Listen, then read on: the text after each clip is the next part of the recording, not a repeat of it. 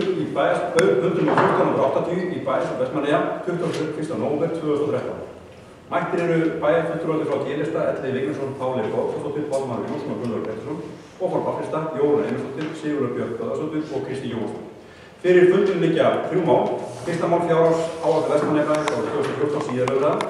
Annað mál drykkjaráætlun Vestmannaeyjabæjar 2015-2017 síðari umræða. Og þriðja mál fundargerðir ráðuneyta og stjórnar, alls 5 liðir. Göngum beint í dagskrá og það er þá fyrsta mál á dagskrá, fjárhagsáætlun Vestmannaeyjabæjar 2014 síðari umræða. Þetta er ekki stjórn.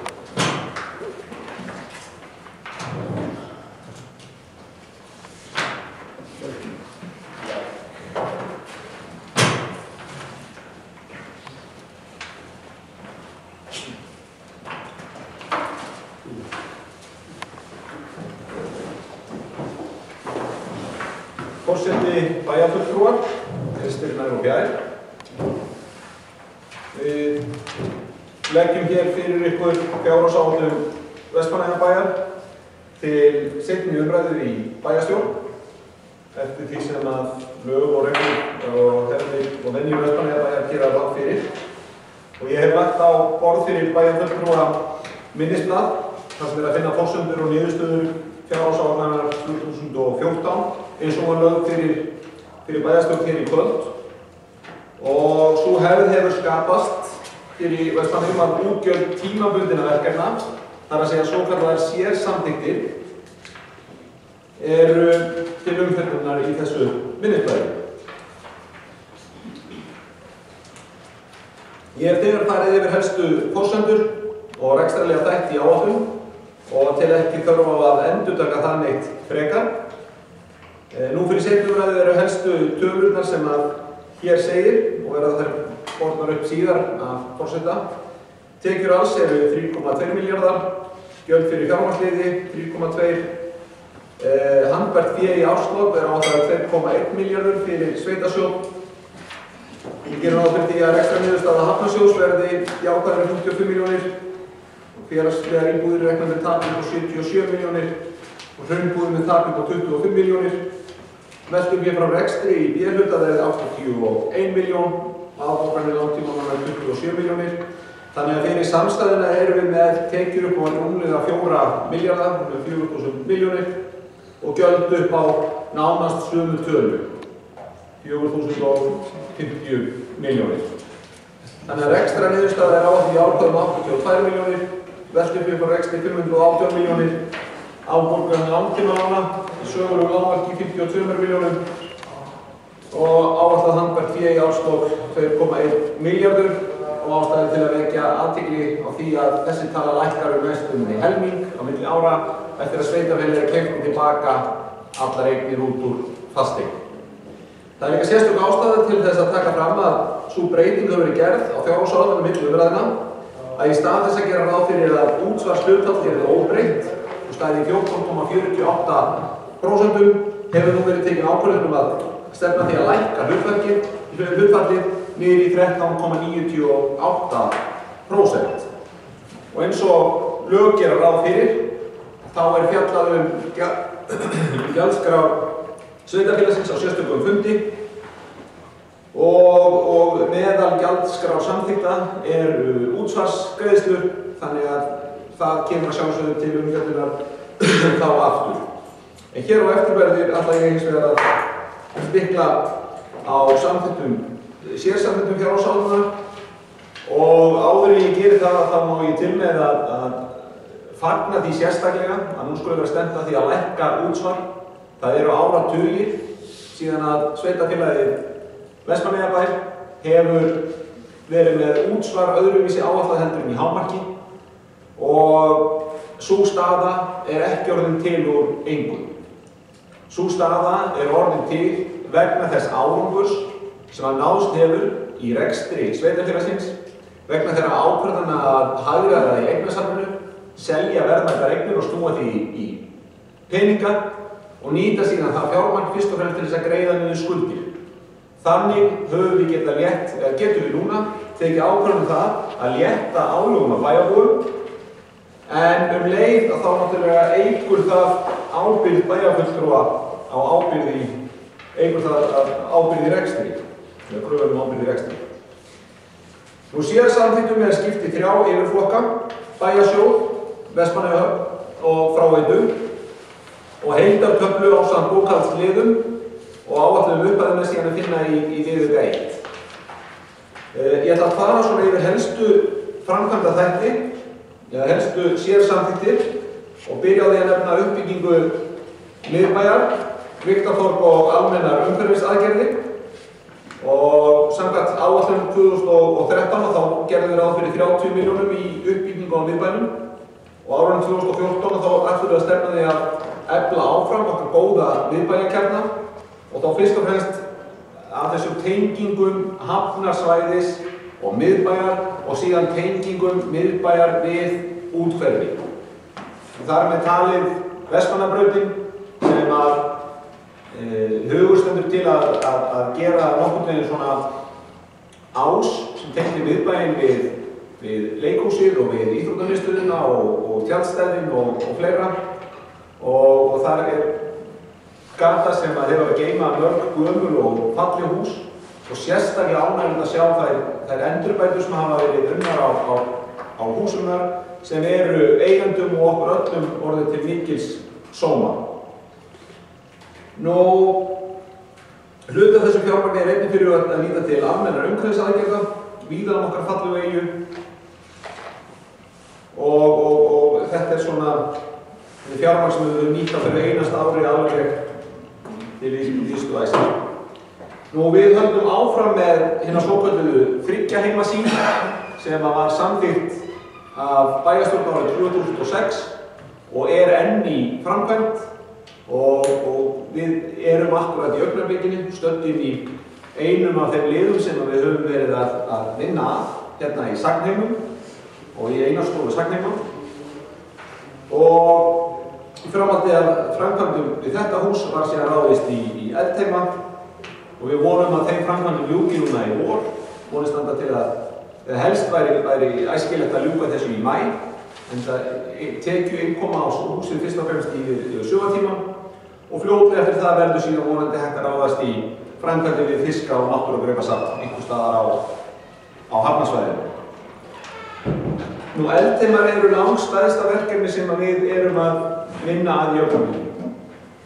Og eins og ég sagði þá erum við að ráðgera að ljúka þessu umfangsmikla verkefni á komandi ári og opna þar vonandi glæsilega sýningu í maí og fjárhagsáætlun gerir ráð fyrir að til verkefnisins árið 2014 verði varið 375 milljónum og vonir standa til þess að slíkt framlag dugi til að ljúka framkvæmdum.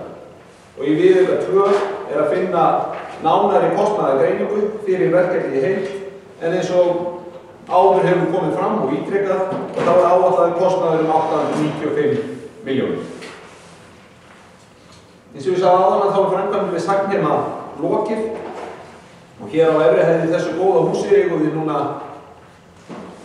sýningu sem endurspeglar sögu okkar og menningu en við ráðgerum að verja 500.000 krónum til frekari viðhalds og áhaldakaupa og eftir það verði rekstur Sagnheima orðinn hluti af föstum rekstri og þurfi þá ekki lengur að vera í sérsamþykki. Nú, Sæheimar, samkvæmt fjárhagsáætlun 2014 erum við að ráðgera 500.000 krónur til reksturs Sæheima og þá fyrst og fremst áframhaldandi undirbúnings á þriðja og seinasta skrefinu í 3 heimasýninni.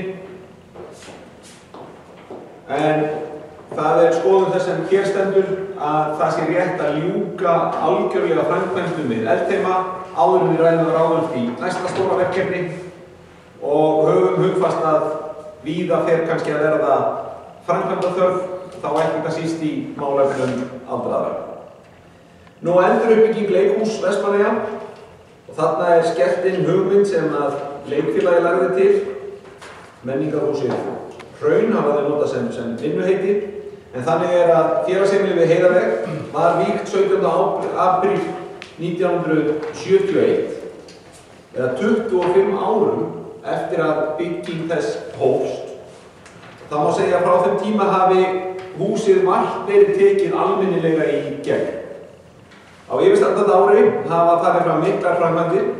Það búið að endurnýja megnið af raflögnum, það búið að koma upp lyftu. Það verið að bæta verulega allt aðgengi fatlaðra í húsinu, enda algjörlega ófært að reka menningarhús og leikhús án þess að gera ráð fyrir því að allir geti nýtt sér það. Það verið að stækka anddyri, það verið að stækka sali, allar lagnir endurnýjaðar, húsin málað að utan sem innan, tæknirými stækkað og ýmislegt fleira. Og nú ekki farið það heilla undir að hægt sé að fela húsinu nýtt og veigameira hlutverk í menningu og listum og rættu verið að taka skrefið til fulls og finna húsinu nýtt nafn. Og það var komið upp hugmyndir að eina hugmyndin var að kalla húsið menningarhúsið Hraun. Það var skoðun mín að við erum bara að leita til bæjarbúa. Það var bara hugmyndasamkeppni nafn á menningarhúsið. Og á komandi ári erum við að fyrirhuga að leggja 2 milljónir til þess að ljúka framkvæmdum og einnig erum við að ráðgera að leggja 4 milljónir til rekstur þess. En ekki það að rekstur þess sé bara látin undir hælinn leggjast eins og því miður hefur dálítið verið gert með þetta ágætis hús. Og það einmitt næstu liður. Þar erum við að gera ráð fyrir endurbótunum ljúki, en viljum styðja áfram við þróun hússins frá því að vera félagsheimili við Heiðaveg og yfir í notkun þess sem meira þá í tengslum við menningu og listir. Og þá fyrst og fremst sem vindur í segl sviðslista hvers konar. Þessi salur sem þarna og þetta hús, það hentar afbragðsvel sem leikhús. Það hentar vel undir smærri tónleika og kannski fullítið til að taka á móti symfóníuhljómsveit, en það væri þá gaman að gera það við fyrsta tækifæri. Það verður þó ekki gert. Það ekki hægt að þróa rekstur þessa hús nema að leggja til þess fjármagn og því erum við að ráðgera að leggja 4 milljónir til rekstur þessa verkefnis í fyrirliggjandi fjárhagsáætlun. Nú seinasti liðurinn í þessari upptalningu sem tengist félagsheimilinu við Heiðaveg sérstakur styrkur til eflingar leikfélags Vestmannaeyja. En á seinustu árum hefur leikfélagið verið að vaxa og dafna svo eftir hefur verið tekið, ekki bara meðal okkar bæjarbúa, heldur einnig meðal gesta sveitarfélagsins og landsmanna allra. Og á undanförnum 2 árum hefur leikfélag Vestmannaeyja aukið starfsemi sem til muna og þar með helst að nefna öflugt starf utan hefðbundins sýningastarfs, svo sem námskeið og sumarstarf. Og þetta hefur orðið til þess að leikhúsið nær núna til mun stærri hóps en áður og opnara fyrir aðgengi allra. Nú það hafa verið mjög öflugar stjórnir síðustu 2-3 ár og jafnvel aftar og stór skref tekin í þessum þáttum og þess vegna stefnum við að gera þá tilraun að styðja við bakið á leikfélagi Vestmannaeyja og leggja þeim til 1,5 milljón í viðbót við þann styrk sem við höfum hingað til veitt til að gera þeim kleift að ráða starfsmann og sjá hversu langt þau komast í með þann aukna vind í seglinu. Og ég hér að fylgja eftir erindi sem þau sendu inn og þeim samtölu sem þau hafa átt við okkur og vonur mín að standa til þess að þetta eftir að nýtast þeim vel. Nú, heimaslóðaverkefnið, það hefur verið að keyra mjög vel frá því að það var sett upp og heimaslóð hefur nú yfir að ráða hvorki með fleirinni færi en 27.035 myndum og það eru 5.185 greinar inn á vefnum og vefurinn er mjög mikið notaður. Þetta orðin svona Wikipedia fyrir sögu Vestmannaeyja og bæjarbúar bæði tileinka sér notkun hans og tekið þátt í að efla vefinn og við erum að ráðgera að leggja 1,5 milljón til áframhald þess verkefnis. Ljósmyndasafn Vestmannaeyja verulega vaxandi og safnið hefur á seinustu árum fengið fjölmargar gjafir sem seint verða metnar til fjár og komandi ári ráðgert að nýta 1,5 milljón til reksturs ljósmyndasafns. Því tengt fyrirhugað að bæta sal bókasafnsins og nýta til þess 1 milljón og hugmyndin að flytja ljósmyndasafnið og hugsanlega líka skjalasafnið í rými bókasafns. Og það meðal annars hugsað þannig að þá sé auðveldur að selja á ljósmyndasafninu sem og til að gera ljósmyndasafnið okkar sýnilega. Það fyrirhugað að nýta 1,5 milljón til þess að bæta íbúagátt sveitarfélagsins, meðal annars fyrir það að augum að auðvelda íbúakosningar. Það fyrirhugað að nota 1 milljón til þess að bæta lýsingu hér á Ráðhúsgröð, þar með talið að lýsa upp Ráðhúsið, en ljósin þar orðin illa farin. Það fyrirhugað að leggja 1,5 milljón til endurnýjun á server sem að hýsir Navision, Þjónin, bókhaldskerfið okkar. Það hafa verið uppi hugmyndir hjá áhugafélagi göngustígagerð og merkingar að aðgengir að Löngu og Heimakletti. Og vegalengdin eru 50 til 100 metrar. Og þetta náttúrulega mjög, eins og við þekkjum, afar merkilegu staður sem þarna er. Í víkinni gamall hafnargarður og það eru ummerki fiskverkun og aðra starfsemi sem þar var. Og þarna var göngubrú á árum áður, en sjór og veður hafa brotið það niður, en gömlu brúarfestingarnar eru enn, þannig að það er svona hugur í þessum áhugahópi að koma þarna upp góðri göngubrú. Við á seinustu árum höfum við verið að leggja áherslu á merkingar á sögustöðum og auðvelda ferðamönnum að fara með eyjuna og átta sig á bæði sögustöðum og tilvísinum. Og til þessa verkefnis það varið 1 milljón áframhaldandi uppbyggingu. Á seinustu árum höfum við varið tugum milljóna til uppbygginga á Herjólfsdal, bæði sem útivistarsvæðis og undir hátíðarhald og þá fyrst og fremst þjóðhátíð. Nú komið það dálítið stóru verkefni, en við erum að ráðgera að leggja 7 milljónir í uppbyggingu á brekkusviðs danspallinum og hvers konar fegrunum aðgerða í dalnum ef að svigrúm gefst til. Í dag á Vestmannaeyjabær og rekur alla sína fasteignir sjálfur. Það þýðir að það sparast leigan, en leið eykur það kröfuna sem við gerum á sjálf okkur að sinna öflugu viðhaldi á eignunum og eins og ég hef áður farið yfir að þá tökum við eignunum frá fasteign í umtalsvert verra ásökunarlegi heldur við þeir tókum við frá okkur.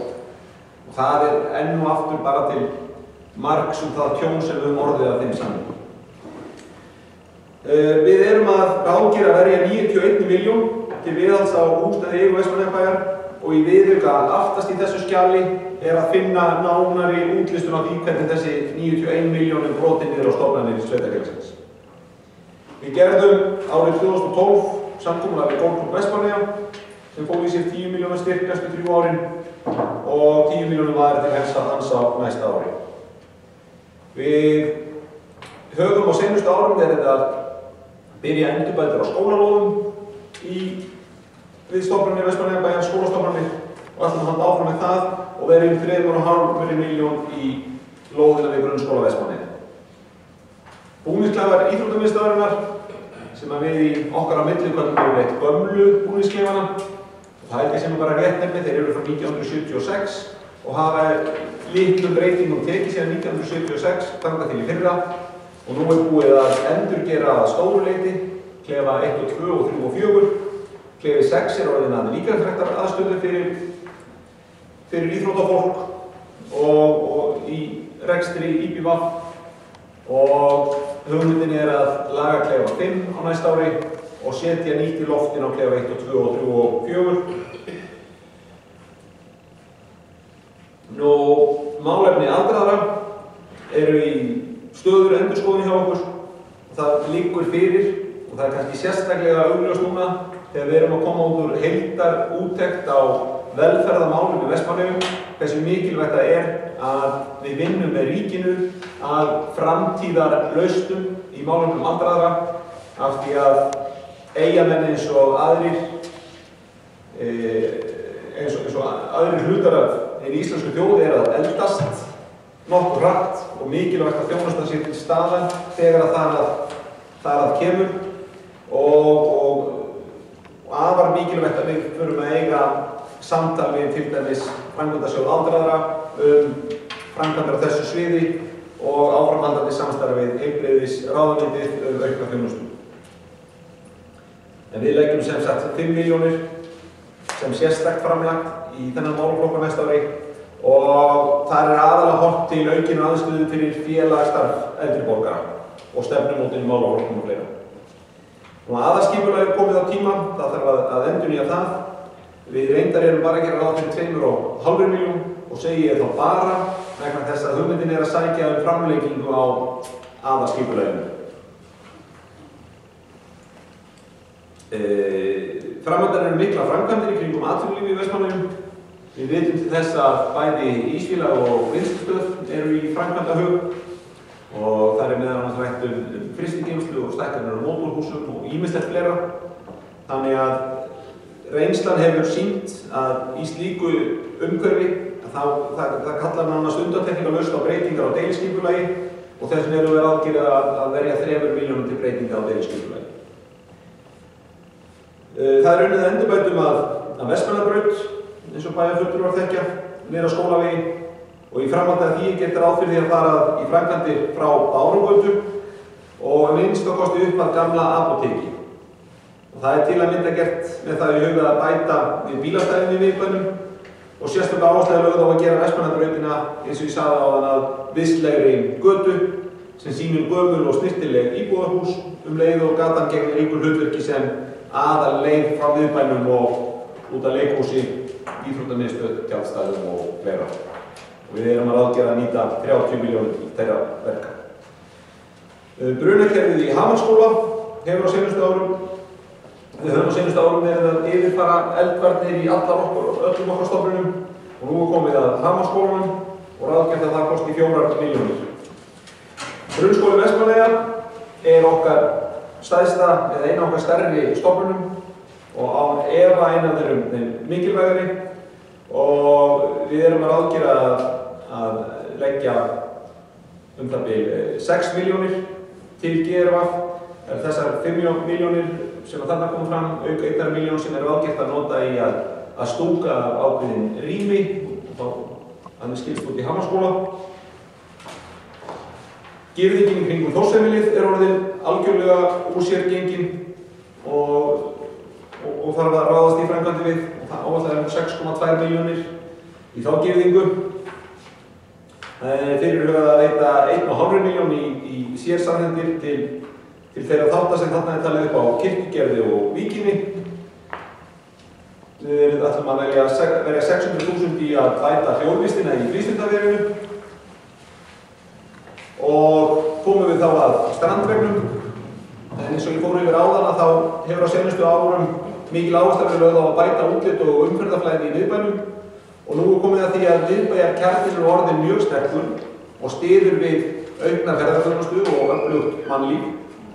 En strandvegurinn hefur hins vegar enn ekki verið endurnýjaður til samræmis við mikilvægi hans í umferðarflæðinu í miðbæinn. Og þar sem að áður voru drekklaðnir vörubílar sem keyrðu með sjávarafurðir að þar er orðið meira gangandi fólk og fólksbíla.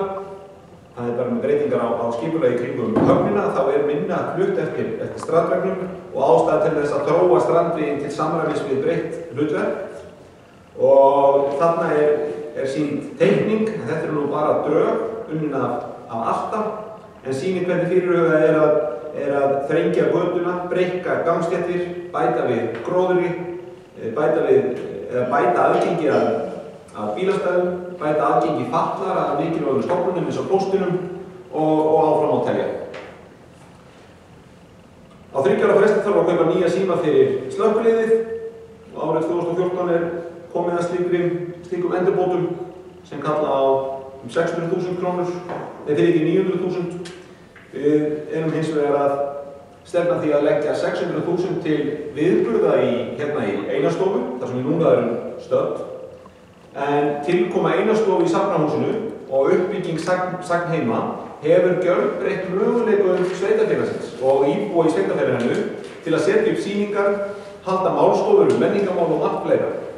Og það nánast einhverjum einasta mánuði sem að hér eru settar upp sýningar og meðal annars nú unnið að því að koma hér upp nemenda sýningu sem tekur þá við af þeirri sýningu sem hér á verkum Róbert Sigmundssonar Róbokar í Prýði heitins. Afmælis á Fiskasafnsins á næsta ári, það voru 50 ár frá stofnun Fiskasafnsins og til að minnast þeirra tímamóta og myndilega máta leggjum við til 500.000 krónum. Á seinustu ári hefur það sýnt sig að það umtalsverðu fjármagni varið í alls konar smástyrki, hingað og þangað. Höfum við verið flokkað þetta sem auglýsingar en við viljum bara kalla þetta auglýsingarsamningar og smástyrki og milljónari til þess að mæta þeim kostnaði. Þannig að alls gert ráð fyrir því að sérsamþykkt bæjarsjóðs verði 620,2 milljónir og þar á móti komi ríkisframlag upp á 180 milljónir og útgjöld að frádregnu ríkisframlagi verði því 440,2 milljónir. Þá komum við að Vestmannaeyjahöfn, en viðhald hafnarmannvirkja, viðgerðir á Friðrafnarbryggju, Gjábakka og Skipalöftukant. Við erum að gera ráð fyrir 10 milljónum til þeirra þátta. Við erum að ráðgera að fara í 3 milljónir í styttingu og lósinn og við erum að ráðgera að flytja Blátind inn á Skanssvæðið þar sem að bæði heimamenn og gestir geta notið hans betur. Þetta er listasmíð, nánast orðin eins og mubla en hefur verið að drabbast niður þannig að við erum að gera ráð fyrir því að flytja hann á nýjan stað. Framkvæmdir við Vinnabryggjur eru langt komnar og áætlað þurfum við 50 milljónir til þess að ljúka þeim framkvæmdum. Þetta eru háværar miklar tölur enda mikilvægt verk. Og síðan kom það í ljós núna þegar að lóðsinn fór í útkall vegna bruna í skipinu Fernanda sem var að brenna hér djúpt suður og vestur af Vestmannaeyjum að það voru smávægilegar bilanir í slökkvibyssunum fór í lóðsinn og sérsamþykkt gera ráð fyrir endurbótum þar á fyrir 2,5 milljónir. Þannig að útgjöld Vestmannaeyjahafnar í þessum sérsamþykktum verði 75,5 milljónir. Og fráveitan, eins og bæjarfulltrúar þekkja, þá erum við í miklum framkvæmdum út á Eiði og ljúkum þeim vonandi núna á næstu mánuðum og komum þar með frálögninni hér á meira dýpi og verðum þá laus við þann kvilla sem því fylgir að vera með þetta á meira grunnsæði og það kosti alveg 50 milljónir að ljúka því verki. Nú í viðauka 1 að finna lista yfir allar sérsamþykktirnar, bæjarsjóðs Vestmannaeyjahafnar og fráveitu og upplýsingar það hvort þetta sé gjaldfært eða eigfært. En útgjöld vegna sérsamþykktan eru fyrirhugaðar 751,8 milljón og það innan þeirra marka sem að bæjarráð hafði ráðgert. Í viðauka 2 að finna kostnaðargreiningu vegna eldteyma og skipt niður á undirliði fyrir bæjarfulltrúa að átta sig á. Í viðauka 3 svo að finna fjárhagsáætlunina eins og hún leggur sig fyrir hvern og einn málaflokk. Síðan kemur rekstrarreikningurinn, síðan efnahagsreikningurinn, eigið fé og skuldir, yfirlit yfir sjóðsstreymi, það sem við köllum fjárhagsáætlun. Í viðauka 3 svo að finna eins og ég sagði áðan hvernig við skiptum þessari 91 milljón sem að fyrirhugaðir að verja í viðhald húsa niður á stofnanir okkar flokkaði eftir málaflokkum. Að þessu sögðu þá þakka ég bæjarfulltrúum og starfsmönnum fyrir samstarfið við gerð fjárhagsáætlunar og legg hana fram til síðar umræðu í bæjarstjórn.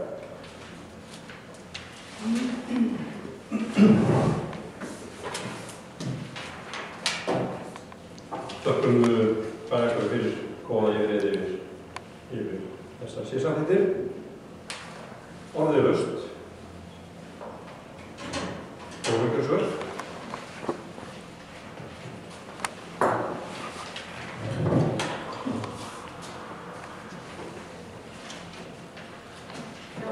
bæjarfulltrúar.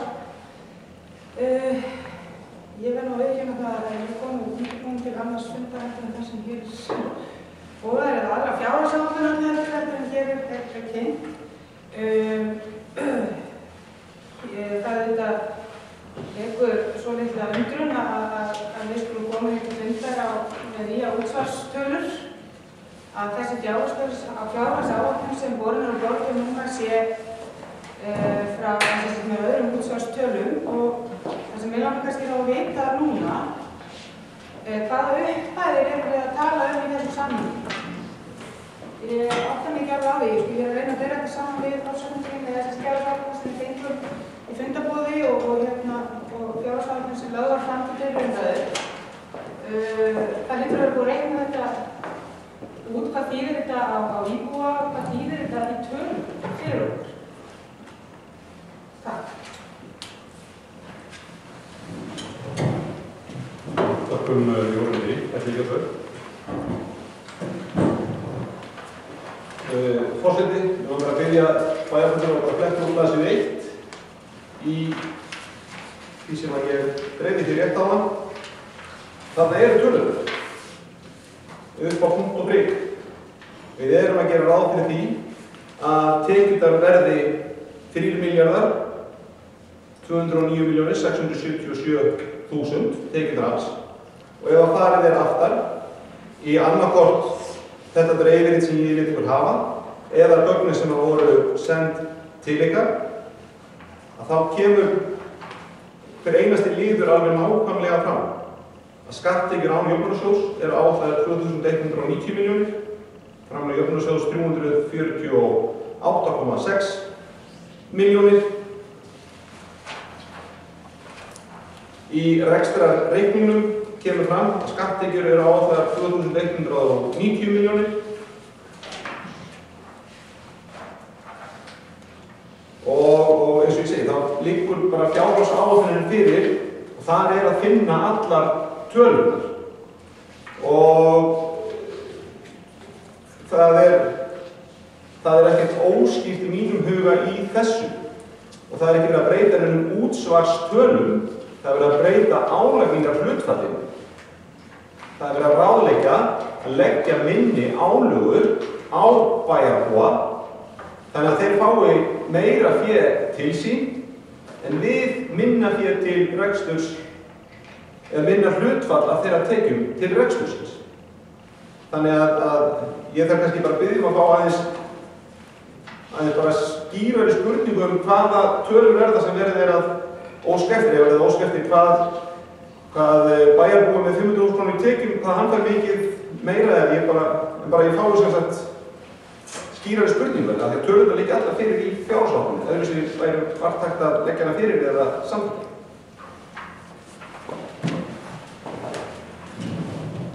Þakkum Elleríu, orðið laust.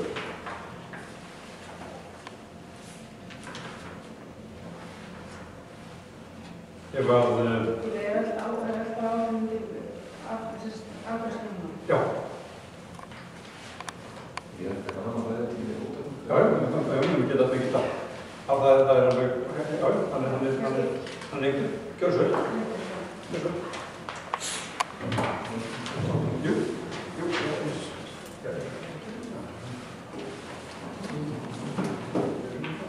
Já, þess að segja, ég er bara einn 8 mánuð og ég sé alveg minn tölum. Ég skil ekki ef við erum að fá minni tekjur per íbúa. Ef íbúarnir eru að greiða lægri hlutfall af sínum tekjum til sveitarfélagsins, þá hlýtur sjóður sveitarfélagsins að rýrna. Er það ekki rétt skiljanir? Ég hélt það í einfeldni minni kannski. En ég hef nú sem talið eðlilega að þegar við erum að leggja fram fjárhagsáætlun eins og við erum að gera núna, og við höfum gert þetta náttúrulega síðastliðin 3 ár, og ársreikningarnir hafa nú alveg sýnt það að hér er rekstrarafgangur upp á töluverðar fjárhæðir, að einhvers staðar hefði kannski einhverjum dottið í huga að bæta þjónustu. Þjónustan er að mörgu leyti góð, en kannski ekki eins og best verður á kosið, og ég hef talið eðlilega að við myndum halda útsvarsprósentu eins og eins og hún við erum í blússandi framkvæmdum, framkvæmdir skipulagðar hérna nokkur áfram í tíman, við erum í risastóru verkefni hérna eldheimum. Við erum að greiða skuldir, við erum að skila við erum að skila góðan rekstrarafgangi, bætum í þjónustuna, eflum þjónustuna, frekar. Við tókum umræðu í fræðsluráði þegar ég sat þar, þegar skólamaturinn var hækkaður, til dæmis. Þegar komin á borð aukin krafa hollari mat í grunnskólanum sem allir voru tilbúnir til þess að bregðast við. Það var foreldrakönnun þar sem fólk svaraði því til það væri tilbúið til þess að greiða meira fyrir betri mat. Og í skólanum að fást mjög góður matur. En hækkunin þessi, hún lenti til að mynda öll á foreldrum. Og ég hefði talið til dæmis þar að foreldrar bærinn hefði haldið áfram að greiða sinn hlut þar á móti. Það vel hægt að bæta í æskulífs- og forvarnastarf, við erum auðvitað að gera ákveðna hluti. Það hægt að skoða enn og aftur niðurgreiðslu til dagforeldra. Þetta mál sem að brenna á mörgum og eru mjög oft rætt. Þannig að þetta svona hluti sem að ég hefði mun frekar vilja sjá í þessari fjárhagsáætlun heldur en tillögur til lækkun útsvars. Það kom Jóni við eftir ykkur. Forseti, ég held að ég skilji betur eftir seinni framsögu að hér séum verulega misskilning að ræða. Það ekki verið að lækka tekjur. Það ekki gefið að lægra hlutfall skerði tekjur. Það fer einfaldlega eftir því hversu háar erum við að ráðleggja hvernig gerum við ráð fyrir að tekjumyndunin verði. Það ekki sjálfgefið eftir því sem að bæjarbúar hafi hærri tekjur að þá tökum við bara fleiri krónur til okkur. Það ekki sjálfgefið.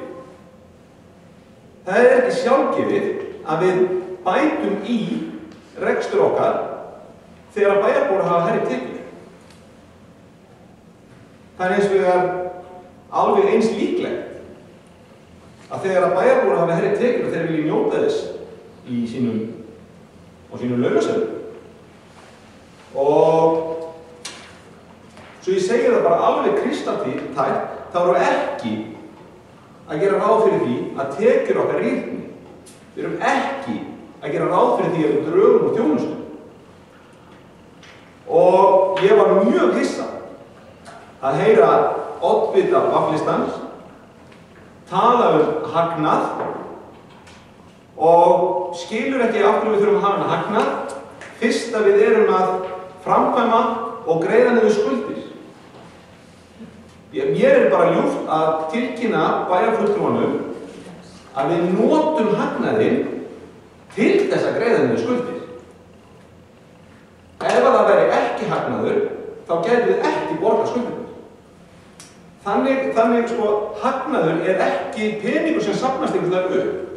Ekki endilega. Við höfum eins og ég búin að fara svo óbúslega ítarlega yfir í framsögn með fjárhagsáætlun og í yfirferð ársreikninga þá notum við hagnaðinn til þess að greiða niður skuldir. Ná þannig tökum á rekstri sveitarfélagsins til langs tíma.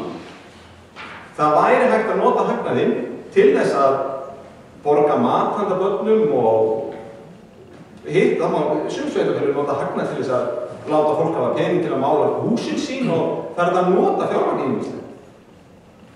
Við höfum valið að nota okkar fjármagn fyrst og fremst til þess að greiða niður skuldir. Og það að við séum með hagnað, það útskýrir ekki að við getum bætt í rekstur af því að við séum að framkvæma. Hagnaður forsendur framkvæmdana.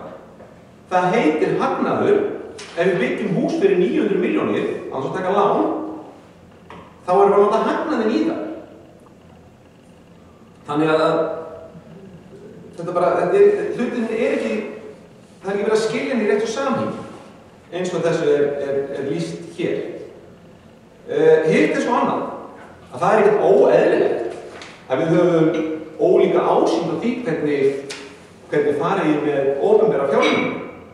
Það mjög eðlilegt. Við sitjum fyrir ólíka flokka og ólík framboð. Og það skoðun mín og það skoðun meirihlutans að þegar svigrúm myndast, þá eigum við fyrst og fremst að taka minni peninga af fólki. Að baki fyrir einustu krónu sem við höfum til ráðstafana eru blóð, svit og tár. Þetta hlutfall af launum fólks. Og ef það svigrúm til að taka minna hjá þeim, að þá vel ég það. Og við erum heldur ekki hér, eins og ég sagði í byrjun, við erum ekki að samþykkja að lækka útsvari. Við erum að leggja það til sem forsendur í fjárhagsáætlunum, þá eftir að samþykkja það. Það gerist í umfjöllunum gjaldþróun. Það hér við verið að boða að það verði lagt til. Og það er ekki verið að keyra það í gegn, heldur bara virka lýðræði þannig að þeir sem ef bæjarfulltrúinn á móti því að við tökum minna hlutfall af launum fólks, þá leggur við fram tillögu það. Og það bara eðlilegt og sjálfsagt og kemur mér í raun og veru óvart ef það ekki gert.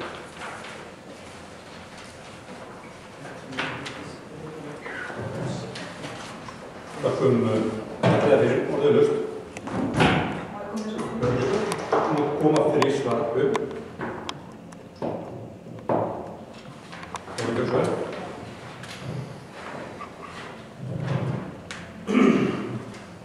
Já, forseti, bæjarfulltrúar. Ég greinilega ekki að skilja þetta. Ég er ekki alveg að skilja. Það lagt í það til á þessum fundi að forsendur fjárhagsáætlunar séu byggðar á útsvarsprósentunni 13,98 í staðinn fyrir 14,48. Hvernig má það vera að ef við samþykkjum þessa fjárhagsáætlun hér, að við séum ekki búin að samþykkja þessa prósentu? Ég er samt að skilja elliða þannig að, ég er að skilja bæjarstjórann þannig að við séum bara að samþykkja, við hefum eftir að samþykkja útsvarsprósentu. Áttum við þá ekki að gera það áður en að við samþykktum með byggum til þess að fjárhagsáætlun?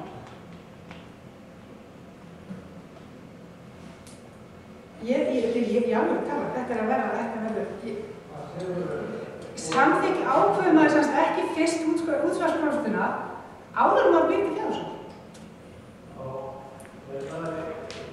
Þetta er það sem ég er að velta fyrir mér og þess vegna spyr ég, þegar bæjarstjórinn leggur það upp hér að við séum að fara að samþykkja fjárhagsáætlun með forsendunum útsvarsprósentur 13,98 það hljótu að vera að samþykkja það útsvarsprósentu en eigum svo eftir að taka umræðu þessa útsvarsprósentu á öðrum bæjarstjórnarfundi.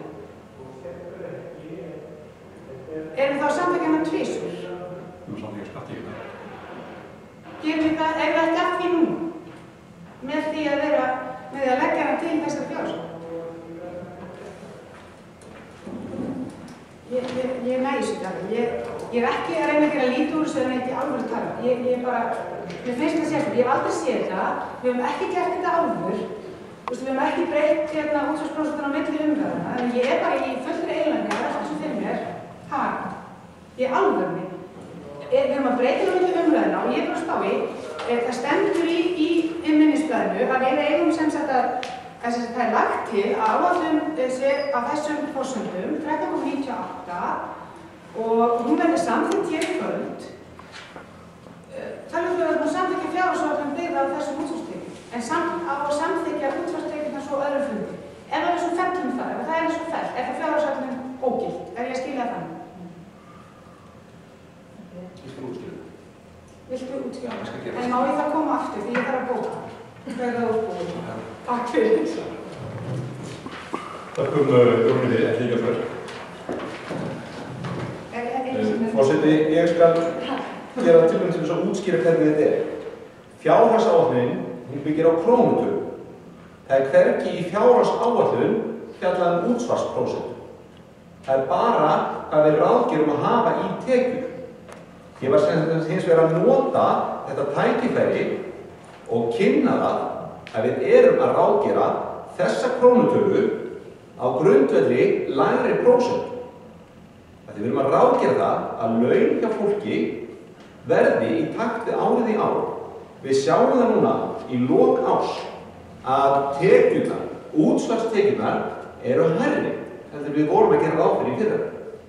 Við teljum engar forsendur fyrir öðru heldur en áætla að þær verði ekki lægri á næsta ári heldur rauntölur ársins í ár.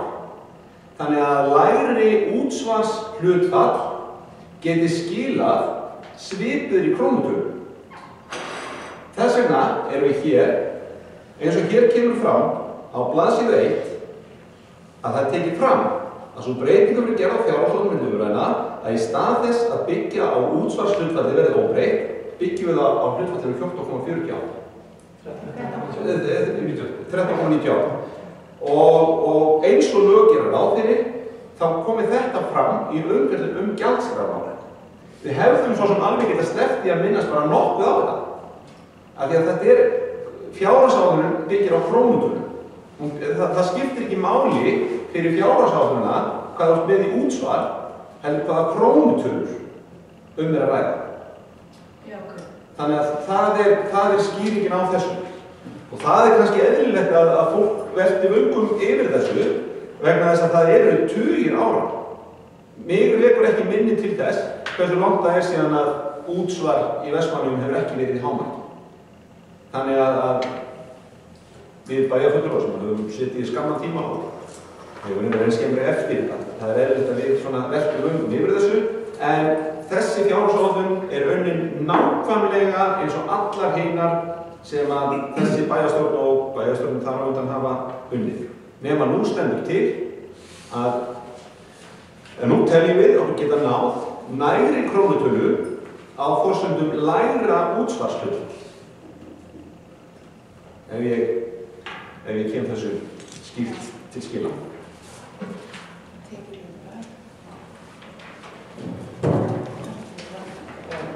Flöskum þetta fyrir, komur ekki á svör.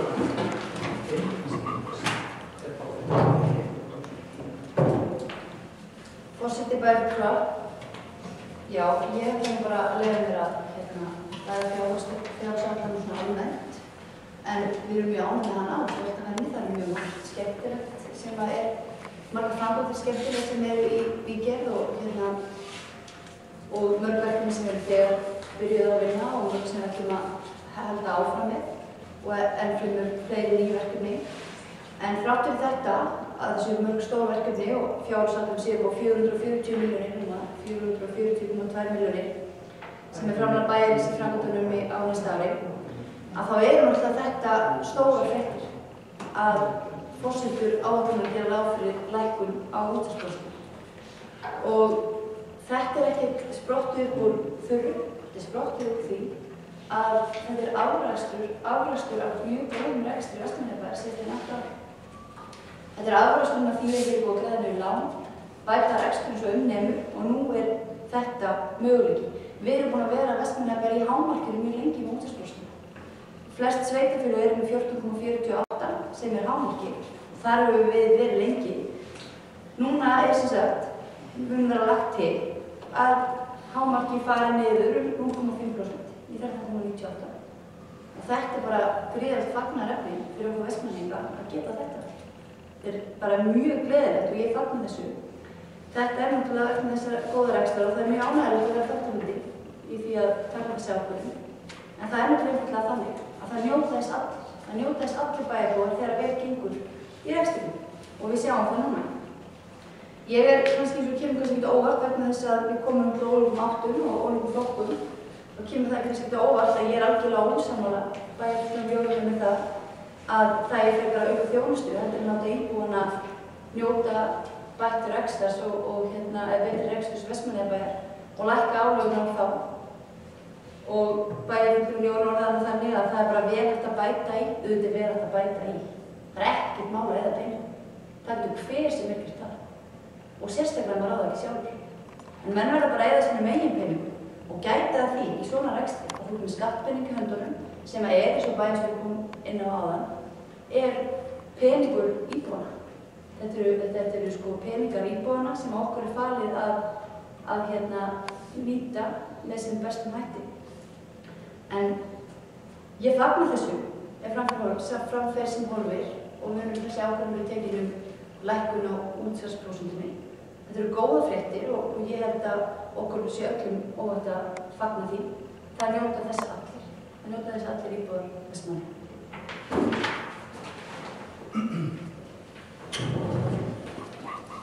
Það sem Páli við, en það segir nú okkur við kjörpa þessu, ég langar einnig líka að fagna þessu skrifi sem hér við erum að búa að stíga.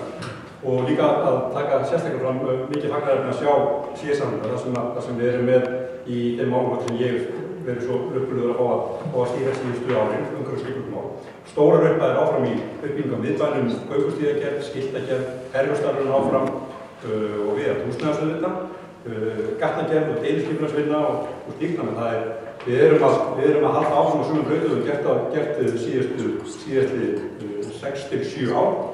7-8 en 6-7 af virkilegu krafti sem við náttúrulega við sjáum það með því að ganga hérna til okkar og fallega miðbæ og fallega bæja að það hefur verið tekið til hendinu og áfram skal haldið á sumum brautum. Gríðarlega ánægilegt og jákvæmt. Ég til líka að það sé rétt að svona inn í framtíðina þá mitt mat að það sé rétt að nota nákvæmlega útsvarsprósentunni í þessu mæli. Það er miklu einfaldara að nota útsvarsprósentuna þegar vel ára til að lækka hana.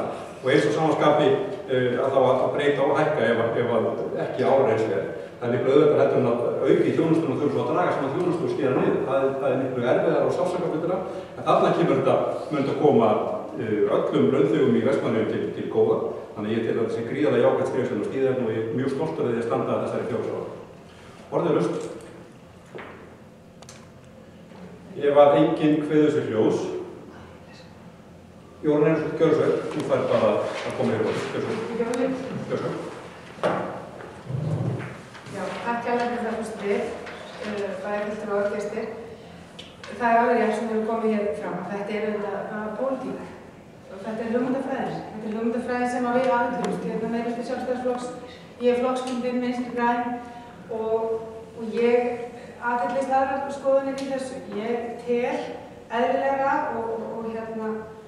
og bóka það. Ég tel eðlilegra að það hefði verið að efla þjónustu, auka enn frekar og styrkja æskulýðs- og forvarnastarf, lækka matarkostnað og auka niðurgreiðslu vegna dagforeldra, svo eitthvað sem er. Að nýta þessa peninga í fjármuni í þetta. Takk fyrir. Þakkum Jóni Hirkjaðan fyrir að koma þessi til þetta. Meðan henni setja hér nokkur að stafi á blað. Fótvarinn.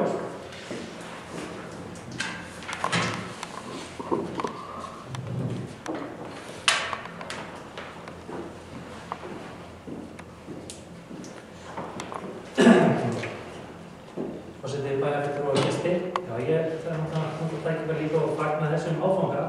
Já, þetta er stór áfangi í allavega í mínum augum og í þau 8 ár sem ég er að vera búin að sitja núna í bæjarstjórn og gaman að geta lokið þessu tímabili, þessu kjörtímabili þannig en ég tel aftur á móti úr því að það kemur fram að við getum alveg gert betur sviðum, það er alveg rétt. Við getum gert betur, en það þýðir endilega að við getum ekki lækkað útsvarið. Við getum enn hagrætt í mörgum stórum málaflokkum innan Vestmannaeyja og við erum að halda áfram að gera það og við erum að halda áfram að bæta þjónustuna og við erum ekki að boða það hér að við ætlum að hætta því þvert á, við ætlum að hagræða fyrir bæjarbúa og bæta þjónustuna eins og hægt er og enn aftur ég að fá að fagna þessu stóra skref okkar. Takk fyrir. Þakkum Páli fyrir. Ég vil segja nokkur orð fram að þessu fára niður. Ég held nákvæmlega að það er þessu kom fram hér í máli bæjarfulltrúans Jórunnar Einarsdóttur og hennar bókun eða hennar bókun hérna áðan.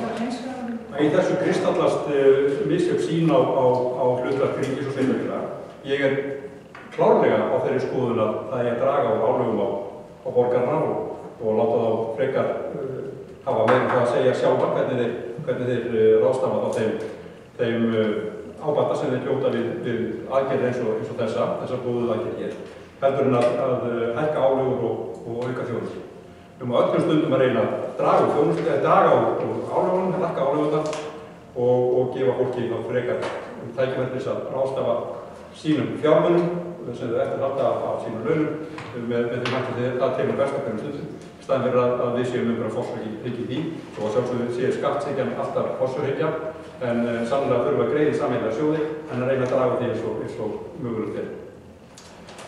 Kristín Björnsson.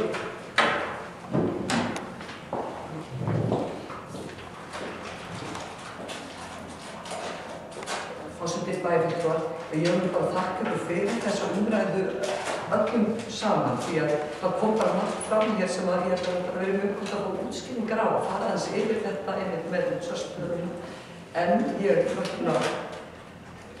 ánægð með þetta sem við erum að fara yfir því. Ég er ánægð með þessar sér samþykktir. Það er mjög margt í þeim sem það er akkurat í okkar anda hér að byggja upp þetta bæjarfélag, að vera ennþá tilbúinir til að taka hér út í frestum og sýna þann metnað sem við öll skiptir einhvern veginn hvorum við borðinni höfum til þess að geta virkilega verið einn af helstu stöðum landsins til þess að taka það sem er gott að búa og það sem er virkilega aðlaðandi að koma sem ferðalagi og við erum það öll að stefna í flotta áttir með okkar metnaðarfullu menningarverkefni og að sjálfsögðu er ég sammála því sem sagt verið hér og líka Jórunni með það að þetta er alltaf spurning um krónur og aura og áherslu og þetta er eitthvað sem þarf bara svona að velta fyrir sér en ég held við séum á góðu róli með þetta og við erum alltaf meðvitað að við verðum eins og við getum að líta til þess hvað er hægt að viðra og skoða og gera eitthvað fyrir þá sem kannski hafa minna. Það er eitthvað sem maður verður líka alltaf að hafa húfast í öllu þessu. Takk fyrir.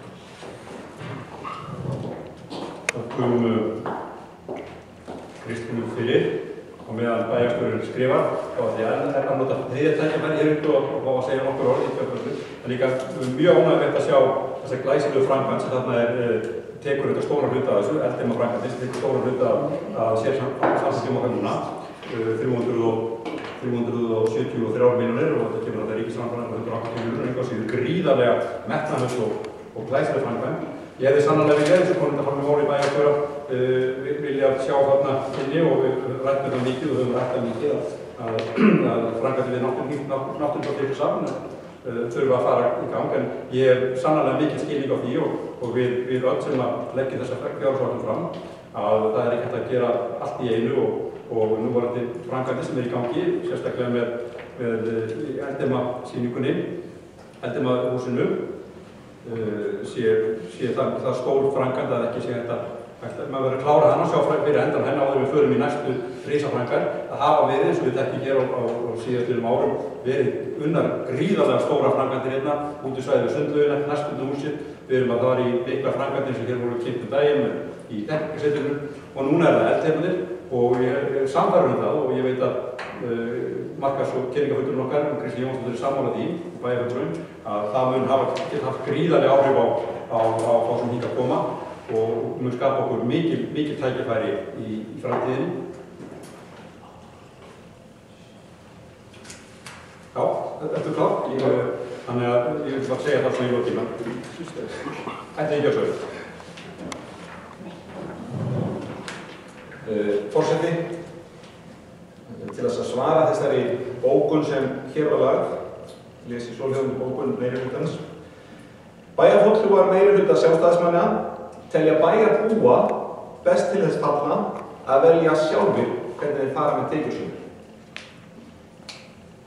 Og fagna því að núna eftir 8 ára stjórn sjálfstæðismanna skuli Vestmannaeyjabær geta tekið lægra hlutfall af tekjum bæjarbúa. Fyrsta verk núverandi bæjarfulltrúa Sjálfstæðismanna fyrir 8 árum var að taka lán til að greiða laun. Það var sveitarfélagið að skuldsetja þetta á landinu og íbúum fækkaði ár eftir ár. Núna í lok kjörtímabils Vestmannaeyjabær ekki bara nánast skuldlaus með fyrirmyndar þjónustu, heldur fjölgar íbúum ár eftir ár. Það er því sérstök ánægja að reksturinn sé nú það góður að við getum tekið lægra hlutfall af sértekjum bæjarbúa án þess að það bitni á þjónustu. Og undir þetta skrifa bæjarfulltrúar Sjálfstæðisflokksins.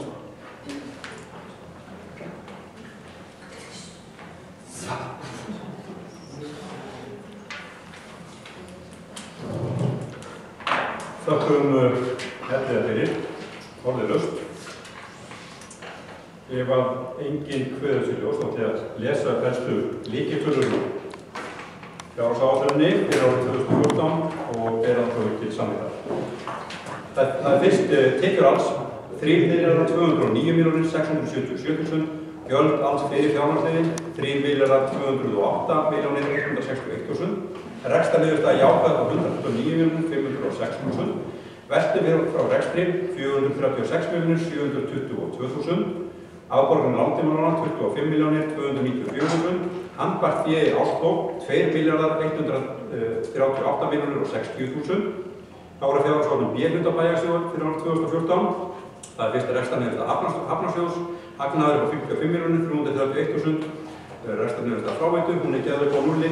Rekstrarniðurstaða félagslegra íbúða, það er tap upp á 77.466.000. Náttúrustaða Suðurlands sem geðveik á nulli. Hraunbúði hjúkrunarheimili, það er tap upp á 25.044.000. Heima í Kertafjallsmiðju er geðveik á nulli.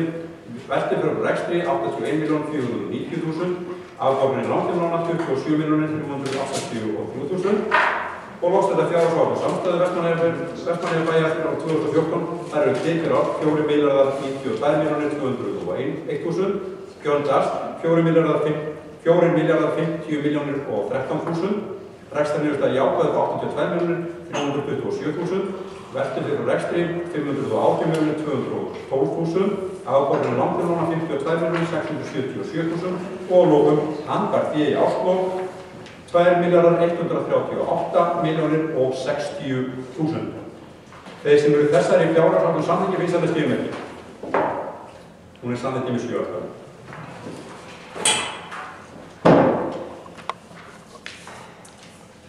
Þá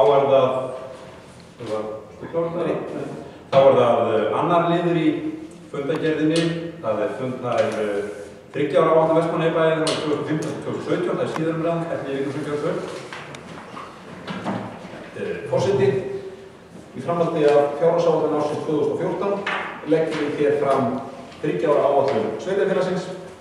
Hún hefur ekki tekið neinum breytingum á milli umræðina, ólíkt fjárhagsáætluninni, og þess vegna ekki ástæðu til þess að fara mörgum orðum niðurstöðutölurnar það sem þegar hefur verið gert og ef við hér með lögum fram til seinni umræðu. Þökkum bæjarstjórn fyrir, vilja bæjarstjórn ræða þriggja áætlun Vestmannaeyjabæjar sem var lögð fyrir hér á síðasta fundi og samþykkt. Svo var ekki gangur til atkvæðum 30 ára áætlun Vestmannaeyjabæjar frá 2015-2017, síðar umræðu, þeir sem er henni samþykki vísinlega stigmerki. Hún er samþykki með 7 atkvæðum. Þá er það fundargerð ráðuneyta og stjórnar, þriðji liður í fundargerðinni. Það eru 5 liðir undir og við byrjum á fundargerð umhverfis- og skipulagsráðs, nr. 194, 15. nóvember síðastliðinn. Liður 1 til umræðu og staðfestingar, 2-5 til staðfestingar. Við byrjum á lið 1 sem er til umræðu og staðfestingar. Það er að ræða kæru til úrskurðarnefndar umhverfis- og auðlindamála, varðandi deiliskipulag á H1 Vesturlundi. Vilja bæjarstjórn ræða það. Jóhann gjör svo vel.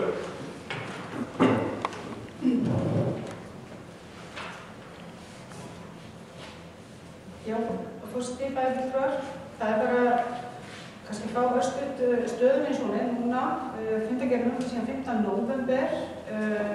Ég ímynda mér að þetta mál sé að hasti svolítið að fanga niðurstöðu í það. Bara hver staðan er núna, það kemur fram í fundargerð að það hafi falið skipulags- og byggingarfulltrúa til þess að hefja undirbúning að skipulagi svæðisins í framhaldi af þessum úrskurði. Hvaða áhrif þetta hefur eða hvort þetta hafi einhver áhrif, kannski hefur engin áhrif. á skipulagsmáli, hvort að þeir fella sig ekki allir alveg eins og þeir að vera. Bara örstutt þetta, hvort þetta hafi einhver áhrif á skipulagsmáli. Takk fyrir. Þökkum Jórunni fyrir, og það er ekki rétt að ég reyna að svara þessu sem formaður ráðsins. Þakka fyrir fyrirspurnir á, mér finnst alltaf mjög gaman þegar það koma fyrirspurnir og umræður skipulagsmáli svona og bara jákvæð. Þarna erum að ræða mál sem við höfum verið með í meðferðin ansi lengi og þessi kæra hún að vera komin inn fyrir margt löngu síðan, fyrir byrjun árs. Úrskurðarnefndin felldi sinn dóm þar sem að deiliskipulagið og byggingarleyfi voru felld úr gildi. Kæran var í 9 liðum og það voru liðir sem snéru af nýtingarhlutfalli og stærð skipulagssvæðisins sem voru þeir sem voru gerðar voru athugasemdir við, en aðrir liðir voru ekki gerðar athugasemdir við. Eins og kemur fram í bókun ráðsins með leyfi fulltrúans að lesa hana. Ráðið áréttar að ákvörðun stærð skipulagssvæðisins hafi verið tekin í samræmi með önnur skipulög á svæðinu þar sem framkvæmdir hafa verið fyrirhugaðar og ekki gert athugasemdir við áður. Það er að segja að þarna var farið í einu og öllu að sama ferli og hafi verið gert við önnur sambærileg svæði og ekki verið gert athugasemdir við áður. Að sjálfsögðu lútum við þessu, þar að segja eins og málið er statt núna, þá er eina sem við vitum er það að úrskurðarnefnd umhverfis- og auðlindamála fellir þennan dómsinn og tekur undir þennan lið í kærunni. Þannig að við höldum áfram með málið. Það er ekki, þetta var til athugunar, það er að segja á sínum tíma þegar skipulagið var sett í gang þá taldi skipulagsstofnun æskilegt að svæðið væri stærra, skipulagssvæðið væri stærra heldur en það sem við tókum inn í þetta gildi. En aftur eins og segir, við notuðum sömu verklagsreglur og við notaði önnur svæði og það var algjör samhugur í því ráðinu og í bæjarstjórninni, en það ekki verið, það hafi ekki verið deilur það innan stjórnkerfisins, skulum við segja. Þannig að við gerum eins og alltaf, það er ekkert óeðlilegt, það er mjög eðlilegt að koma í kæra við skipulagsmálum og skipulagsferillinn er þannig, hann er flókinn, hann er langur og það er ekki ástæðulaust því það þarf að vanda sig og gefa hagsmunaaðilum tækifæri til þess að koma með athugasemdir og ábendingar og þess vegna segjum við alltaf í öllu tilfellum þegar við setjum svæði í skipulag að það er ekkert að lofa niður niðurstöðuna því að þetta er lýðræðislegt ferli sem getur tekið hinar ýmsustu myndir. Við þekkjum dæmi það eins og svæði sem við vorum að skoða við Laugardalsá þar sem hægt var við framkvæmdir og við höfum líka verið með svæði út á Eiði þar sem koma ábendingur það að mögulega aðrir og hratt farið, en það reyndist ekki vera. Þannig að það er ekkert óeðlilegt að komi ábendingar, athugasemdir og kærur. Það er eðlilegur hluti af ferlinum að þetta gerist, þannig að við höldum bara áfram okkar vinnu og þarna fór ráðið skipulags- og byggingarfulltrúa að hefja undirbúning af skipulagssvæðinu í samræmi við þetta, eins og sé í framhaldi af þessari niðurstöðu úrskurðarnefndarinnar og það var gert. Þannig að það er ekkert sem þetta hefur ekkert áhrif á vinnumferðlana, öðru eftir því að það er sannlega verið að mæla þess að við tökum stærri svæði til athugunar, en við leggjum ríka áherslu á það og höfum alltaf gert að vera ekki að skipuleggja, að draga inn í skipulagsferli svæði sem ekki stendur til að framkvæma. Og það var kannski ástæðan fyrir þetta var gert að svæðið í þetta Víkurvík, það lá ekki á þeim tíma fyrir einar sérstakar framkvæmdir, þó að það væri sannarlega þannig hvað segjum við, aðilar í nærliggjandi lóðum hafa tilkynnt að þeir fyrirhugi framkvæmdir en það var ekki búið að ákveða nýja skipulag þessu. Þannig að við gerum eins og við höfum gert áður, við bara drögum eins og andan og stígum eitt stíg aftur á mark, setjum málið aftur í feril og sjáum svo hvert það leiðir okkur og vonandi því að það var sannarlega vilji ráðsins og vilji bæjarstjórnar sínum tíma að þessi framkvæmd færi áfram. Ég segi það, ég er ekki neitt þetta, ég vona að svo verði áfram en gef mér ekkert niðurstöðu. Þannig að til að svara spurningunni, þetta hefur þau áhrif að við munum áfram þeirra vanda okkur og gera það eins og við gerðum í þessum málatöldum og gerum þessum máli, en það voru ábendingar þegar voru liðir í kærunni 9, en það var svona eitt sem stóð eftir og það er bara þannig og sjálfsög getum við líka gert mistök, það er ekkert óeðlilegt fyrir það og erum ekki þetta góð með okkur við getum ekki viðurkennt það ef svo væri. En þarna var farið eftir þeim vinnureglum sem við höfum notað áður og notuð og hafum höfði hliðsjónar þau orð frá skipulagsstofnun að æskilegt væri að svæðið væri stærra en ekki endilega nauðsynlegt. Það er að segja að það var sagt að það var æskilegt og þetta er niðurstaðan við höldum áfram minna. Orðið er laust. Já, gjör svo.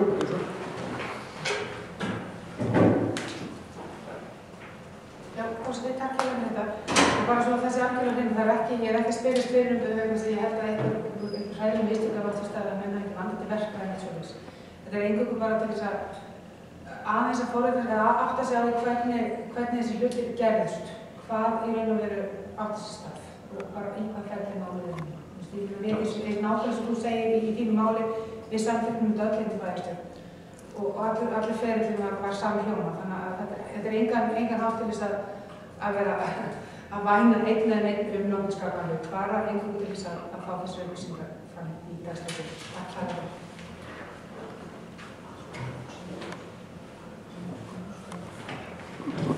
Það kunnskapshjólunum við. Ég skora bæjarfunduna að lesa úrskurðinn því að þetta kemur mjög vel fram, þetta kemur mjög skýrt fram þar hvað úrskurðarnefndin var að áleita og segir það líka leið að þó að við samþykkjum ykkur hér 7-0 í bæjarstjórn eða 5-0 í ráðinu, þá geta það sannarlega, ég er ekki til að segja það í þessu tilfelli, að það geta orðið mistök og þá ber okkur að endurskoða það og leiðrétta og alltaf á öllum tímum getur það gerst.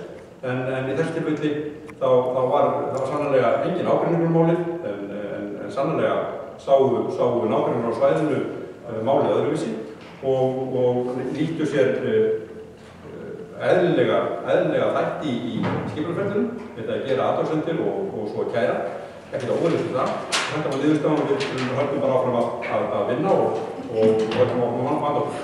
Það góða við umhverfis skipulagsmálin að þau eru bundin mjög ströngum böndum, það eru mjög skýra reglur hvað skal gera, en því miður það eru reglur hvað skal gera, en það er ekki alltaf skýra. Og það er mjög erfitt að tala við fá línur frá skipulagsstofnun eða öðrum stofnum sem þetta ferla því að það eru svo margir þættir sem geta haft áhrif og eðlilega eru aðilar kannski feimnir við að gefa mjög skýr svör eða skýra leiðbeiningar þar sem að úrskurðarnefndir og þar til gerðir aðilar gætu mögulega síðan öðru þá eru menn mögulega búin að koma sjálfur sér í klípu. Nefndin, skipulagsfulltrúi sem er gríðarlega heppin með mjög hæfan skipulags- og byggingarfulltrúa sem eru, og ég get sagt það eftir að hafa unnið með honum í þessu frá 2006, sem verið formaður ársins 2006, og þetta sami varaformaður líka, Kristín Jónsdóttir, að ég get sagt það með góðri samvisku að það samstarf hefur verið gríðarlega gott og hann hefur oftar en ekki náð að draga mig niður á jörðina, sem er gott og veit ég að hann mun gera það áfram út þetta kjörtímabil að minnsta kosti og rétt að þakka hann fyrir það. Orðið er laust þannig að fyrsta liði í fundargerð umhverfis skipulagsráðs. Ef að engin föður sér ljóst byrju og þeir ganga til atkvæði þannig að fyrsta liði í fundargerðinni nr. 194. Þeir sem eru þessum fyrsta liði samþykki við Íslands gefumerki, það er samþykki með 7 atkvæðum, þá er það fyrirgjöf, einhver móti, það er samþykki með 6 atkvæðum og 1 setning á fyrirgjöfið. Þessu verður einhver þessu. Fyrstilega, já.